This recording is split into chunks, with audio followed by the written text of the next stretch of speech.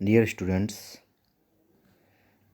आज object oriented programming with C++ के इस क्लास में हम बात करेंगे क्लास के बारे में। क्लास के रिवीजन को आज हम देखेंगे कि क्लासेस क्या होते हैं ऑब्जेक्ट ओरिएंटेड प्रोग्रामिंग में। आइए देखते हैं क्लासेस इन C++ में क्लासेस का क्या यूज है। ऑब्जेक्ट ओरिएंटेड प्रोग्रामिंग होती है C++, ठीक है। ये class definition begins with the keyword class. Class को जब भी हम डिफाइन करेंगे तो उसके आगे एक कीवर्ड का यूज़ करते हैं क्लास, जैसा कि मैंने क्लास में भी आपको बताया था, ठीक है, कि क्लास के आगे एक क्लास कीवर्ड का यूज़ होता है। जैसे कि नॉर्मली आप लोगों की क्लास होती है उसी तरीके की इसमें भी क्लास बनती है, जिसमें डेटा मेंबर और मेंबर फंक्शंस इंक्लूड होते हैं, ठीक है। जैसे आप लोग हो, आपके क्लास में टीचर्स फैकल्टी आती है as a member function work करने के लिए, आप डेटा मेंबर हैं, ये सारी चीज़ें मिला के एक क्लास बन जाता है। उसी तरीके से प्रोग्रामिंग के उसमें कॉन्सेप्ट में अगर हम बात करें तो उसमें भी एक क्लास का रोल होता है, जिसमें डेटा मेंबर और मेंबर फंक्शंस होते हैं। जब भी हम क्लास को क्रिएट करेंगे तो क्लास से पहले क्लास का नाम यूज़र डिफाइंड होता है। यूज़र अपनी रिक्वायरमेंट के अकॉर्डिंग या अपनी इच्छा के अकॉर्डिंग उसका नाम रख सकता है क्लास का, लेकिन उसे पहले कीवर्ड क्लास देना होगा उस नाम के आगे, ठीक है। The body of the class is contained with in A set of braces, ठीक है। जो बॉडी होती है क्लास की वो ब्रेसेस के सेट को कंटेन करती है, यानी कि opening braces and closing braces and then semicolon, ठीक है। सेमीकोलन का ज़रूरी है, सेमीकोलन लगाना है, नहीं तो वो एक एरर शो करेगा प्रोग्रामिंग एग्जीक्यूशन के टाइम, ठीक है। तो देखिए जैसा कि इस फिगर में दिखा है class name and opening braces, then जो भी आपके डेटा मेंबर है, मेंबर फंक्शन है, बॉडी है जो भी क्लास की वो, उसके बाद क्लोजिंग ब्रेसेस और सेमीकोलन। इस तरीके से हम क्लास को डिफाइन करेंगे जैसा कि इसमें दिया हुआ है, ठीक है। क्लास नेम क्या है? एनी वैलिड आइडेंटिफायर, कोई भी वैलिड आइडेंटिफायर क्लास नेम हो सकता है, ठीक है। और आगे जो क्लास है वो क्या है? कीवर्ड है, ठीक है। जब भी हम क्लास क्रिएट करेंगे तो इस कीवर्ड का यूज़ करेंगे। देन जो ब्रेसेस के बीच में का पार्ट होता है क्लास की बॉडी, जिसमें डेटा मेंबर और मेथड्स, जिसे हम मेंबर फंक्शन भी कहते हैं, ठीक है। डेटा मेंबर और मेंबर फंक्शन, ठीक है, जिसे हम मेथड कहते हैं, वो इसमें होंगे इंक्लूड। Okay, clear. देखिए अब इस फिगर में देखिए क्लास नेम प्राइवेट, यानी कि जो डेटा मेंबर होंगे वो प्राइवेट होंगे बाय डिफ़ॉल्ट, ठीक है। अगर हम उन्हें डिक्लेयर करें या ना करें, बाय डिफ़ॉल्ट वो प्राइवेट ही होंगे, ठीक है। इन्हें हम पब्लिक भी कर सकते हैं। अभी मैं आगे डिटेल में बताऊंगा ये प्राइवेट और पब्लिक क्या होते हैं, और आपको क्लास में ऑलरेडी बता चुका हूँ ये क्या होते हैं। ये होते हैं एक्सेस स्पेसिफायर, प्राइवेट, पब्लिक और प्रोटेक्टेड। प्राइवेट, पब्लिक और प्रोटेक्टेड, तीन तरह के एक्सेस स्पेसिफायर होते हैं। इन्हें हम विजिबिलिटी मोड भी कहते हैं। तो जो डेटा मेंबर हैं वो हमारे प्राइवेट टाइप के, अगर हमने यहाँ डिक्लेयर किया है तो प्राइवेट होंगे, नहीं डिक्लेयर करेंगे तो बाय डिफ़ॉल्ट भी वो प्राइवेट ही होंगे, okay.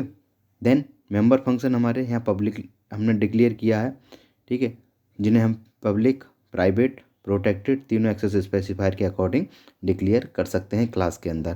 Then closing braces and then semicolon. इस तरीके से हम क्लास को क्रिएट करेंगे जब भी हम क्लास का प्रोग्राम बनाएंगे या कोई भी प्रोग्रामिंग करेंगे तब, okay. Level of data access. Level of data access का मतलब है कि डेटा को किस तरीके से हम एक्सेस कर सकते हैं। एक्सेस करने का मतलब जो डेटा है हमारे क्लास के अंदर वो किस तरीके से डिस्प्ले हो, शो हो, विजिबल हो, उसे हम कहते हैं data and levels of data access.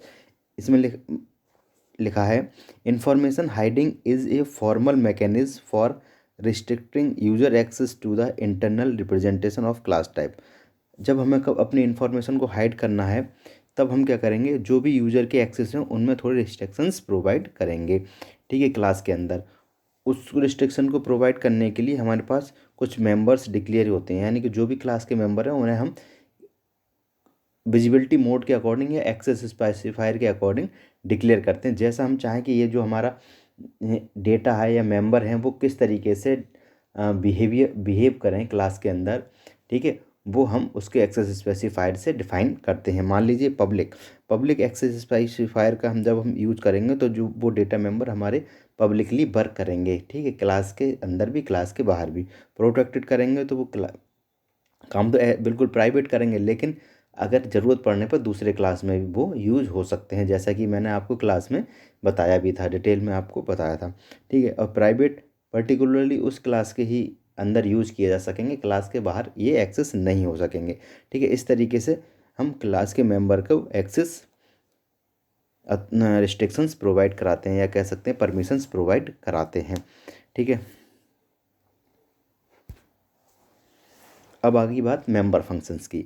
Member function यानी क्लास के अंदर दो चीज़ें हमने बताई थी पहले भी, होते हैं डेटा मेंबर और मेंबर फंक्शन, जिन्हें हम मेथड्स बोलते हैं, ठीक है।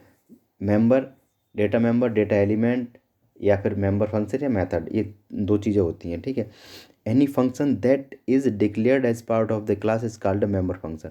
मतलब ऐसा फंक्शन जिसके बेस पर, मतलब जिसके इशारों पर कह सकते हैं, जिसके रिगार्डिंग कह सकते हैं, या जिसके थ्रू कह सकते हैं डेटा मेंबर काम करता है, ठीक है। डेटा मेंबर पर जो भी ऑपरेशन परफॉर्म करने होंगे वो मेंबर फंक्शन के थ्रू ही किए किए जाएंगे। यानी कि मेंबर फंक्शन ही ये बताता है कि क्लास के अंदर जो डेटा मेंबर हो उन पर कौन सा ऑपरेशन और कैसे परफॉर्म किया जाएगा, ठीक है। तो member function are invoked by sending message to an instance of a class.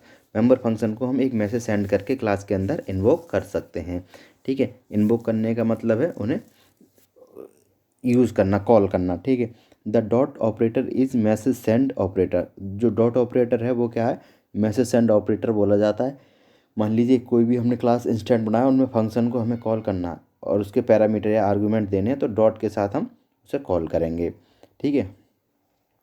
Member functions with in the same class can call each other without using the dot operator. जो member function है वो same class में call हो सकते हैं आपस में without dot operator के, लेकिन अदर क्लास में जब कॉल किए जाएंगे तो डॉट ऑपरेटर के साथ ही किए जाएंगे। तो ये समझ लीजिए डेटा मेंबर और मेंबर फंक्शन, ठीक है। डेटा मेंबर क्या है, जिनके आधार पर, मतलब जो हमारे एलिमेंट हैं क्लास के, वेरिएबल कह सकते हैं, डेटा मेंबर कह सकते हैं, और उन पर क्या परफॉर्म करना है, कैसे ऑपरेशन परफॉर्म किया जाएगा, वो सारी चीज़ें मेंबर फंक्शन डिफाइन के थ्रू डिफाइन होगा, ठीक है।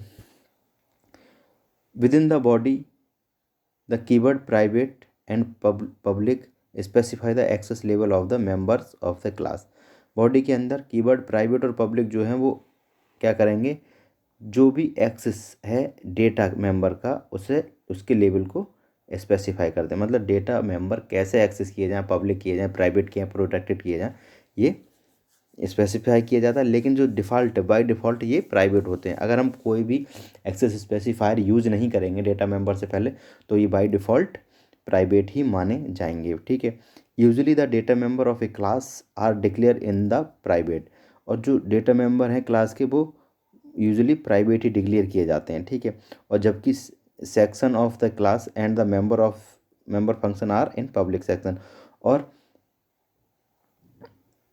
पब्लिक सेक्शन में मेंबर फंक्शन जनरली डिक्लेयर किए जाते हैं। यानी कि डेटा मेंबर जो है वो प्राइवेट एक्सेस स्पेसिफायर के थ्रू डिक्लेयर किए जाते हैं ज़्यादातर, और जो मेंबर फंक्शन है वो पब्लिक स्पेसिफायर के द्वारा एक्सेस किए जाते हैं, okay.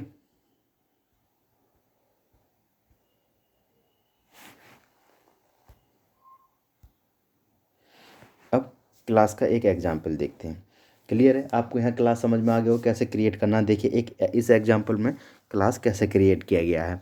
This class example shows how we can encapsulate, यानी गैदर, इनकैप्सुलेट मतलब इकट्ठा करना, a circle information into one package, यानी ए वन यूनिट। यानी क्लास एक सर्किल का पैकेज हमने इस क्लास को डिफाइन करने में कैसे इकट्ठा किया, इनकैप्सुलेट किया है, वो देखिए इस एग्जाम्पल में। इनकैप्सुलेशन का मतलब होता है इन्फॉर्मेशन को एक यूनिट में गैदर करना, ठीक है। तो यहाँ सर्किल की इन्फॉर्मेशन जो है वो एक पैकेज में किस तरीके से गैदर की गई देखिएगा। क्लास सर्किल, मैंने एक सर्किल नाम का क्लास बनाया है इसमें, ठीक है। उसके जो हमारे डेटा मेंबर हैं, डेटा मेंबर क्या है, रेडियस, क्योंकि सर्किल का जो एरिया का फॉर्मूला होता है वो क्या होता है, वो आपको पता ही है क्या होता है, ठीक है। डायमीटर का फॉर्मूला, डबल, सब रेडियस के अकॉर्डिंग ही सर्किल के फॉर्मूले होते हैं। तो जो हमारा डेटा मेंबर हो जाएगा वो रेडियस हो जाएगा, और उसके जो मेंबर फंक्शन होंगे, मतलब कौन कौन से हमें यानी रेडियस के सापेक्ष रिगार्डिंग कौन कौन से ऑपरेशंस परफॉर्म करने हैं, वो हमारे उसके मेंबर फंक्शन यहाँ हो जाएंगे। देखिए void set radius double R, set radius set करने के लिए एक मेंबर फंक्शन बनाया है सेट रेडियस, ठीक है। और डायमीटर लेने के लिए तो get diameter, double get diameter का एक मेंबर फंक्शन बनाया है।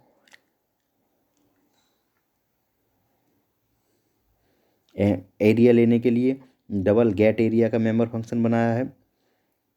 एंड सर्किमफ्रांसिस के लिए डबल गेट सर्किमफ्रांसिस का एक फंक्शन बनाया है, ठीक है। तो जो रेडियस है वो क्या है, जैसे मैंने यहाँ एरो के थ्रू इंडिकेट भी किया, no need for others classes to access and retrieve its value directly, ठीक है। अदर क्लास की ज़रूरत नहीं होगी, डायरेक्टली इसकी वैल्यू रिट्रीव की जा सकती है। Class methods are responsible for that only, इसको रेडियस को सेट करने के लिए या इसके थ्रू कोई भी फंक्शन एक्सेस कराने के लिए ये ही रिस्पॉन्सिबल होता है। ये क्या मतलब डेटा मेंबर या मेथड्स जो इस पर अप्लाई होंगे वो they are accessible from outside the class, जो मेंबर फंक्शन है वो आउटसाइड द क्लास एक्सेसिबल है। And they can access the member radius, और ये रेडियस नाम का जो मेंबर हमने डबल रेडियस बनाया उसे एक्सेस कर सकते हैं। ओके, तो इस तरीके से क्लास को हमने यहाँ समझा। मैं उम्मीद करता हूँ आपको क्लियरली क्लास का रिवीजन समझ में आ गया होगा। स्टूडेंट्स, आज के वीडियो लेक्चर में इतना ही। Thank you.